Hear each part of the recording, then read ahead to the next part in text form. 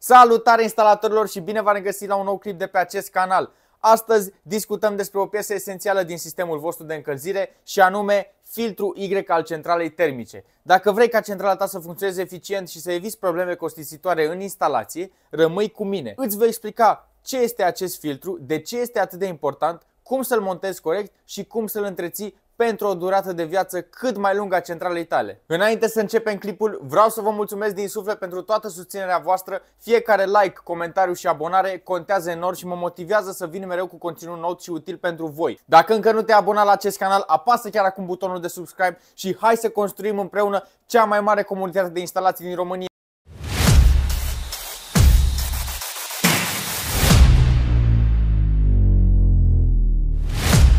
Aici vei găsi sfaturi, tutoriale și soluții practice care te vor ajuta în orice proiect. De ce este atât de important filtrul Y? Ei bine, acesta joacă un rol crucial în menținerea unei circulații corecte a apei prin sistemul de încălzire și în protejarea tuturor pieselor sensibile ale centralei. Rolul său este de a filtra impuritățile din apa care circulă prin centrala termică. Aceste impurități pot include rugină, nisip, calcar sau alte particule care pot ajunge în instalație blocând sau uzând prematur componentele centralei, cum ar fi pompele, schimbătoarele de căldură și țeava. Rezultatul? Centralele vor pierde eficiență, vor consuma mai mult gaz și cel mai rău pot avea defecte costisitoare. În plus, un filtru Y curat poate preveni crearea depunerilor de calcal care pot reduce semnificativ viața centralei tale. Uităm adesea că instalarea unui filtru Y nu este o cheltuială, ci o investiție în protecția echipamentelor mecanice din aval, cum ar fi turbine, pompe, schimbătoare de căldură, duze de pulverizare, condensatoare, etc. Acestea sunt adesea una dintre cele mai costisitoare componente ale procesului și pot fi deteriorate de sedimente, rugină, solzi de țevi și alte resturi. Ei bine, instalatorilor, am ajuns și la cel mai important aspect al acestui filtru Y și anume montajul acestuia. Haideți să prezentăm cele două modalități de montare corectă a acestui filtru Y.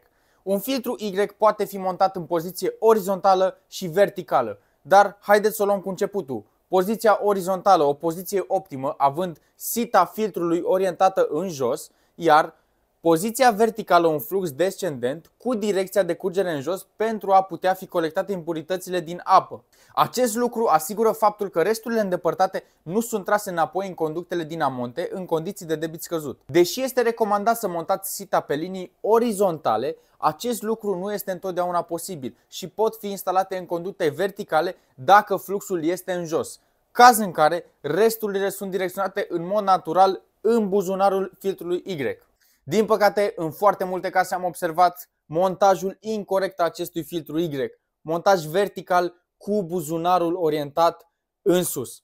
Toate impuritățile, rugina, calcarul, solzii de țeavă vor pica gravitațional înapoi în circuitul de încălzire al dumneavoastră. Fapt ce va genera costuri suplimentare, defecțiuni ale componentelor importante ale centralei. Ei bine, instalatorilor, filtrul Y trebuie întreținut periodic pentru a-și face treaba eficient.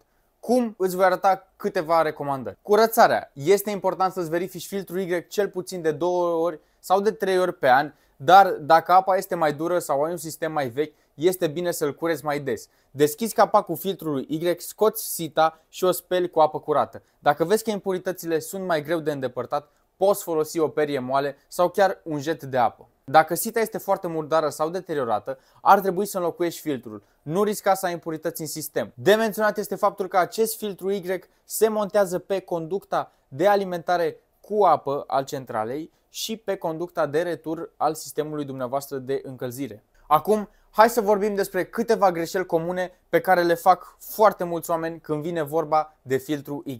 Montajul greșit. Nu uita să respecti direcția de flux și să instalezi filtru pe conducta corectă. Dacă o faci greșit, nu vei proteja corespunzător centrala. Foarte mulți oameni ignoră întreținerea. Uită să verifice și să curețe filtrul la timp, iar acest lucru poate duce la blocaje sau chiar la defectarea sistemului.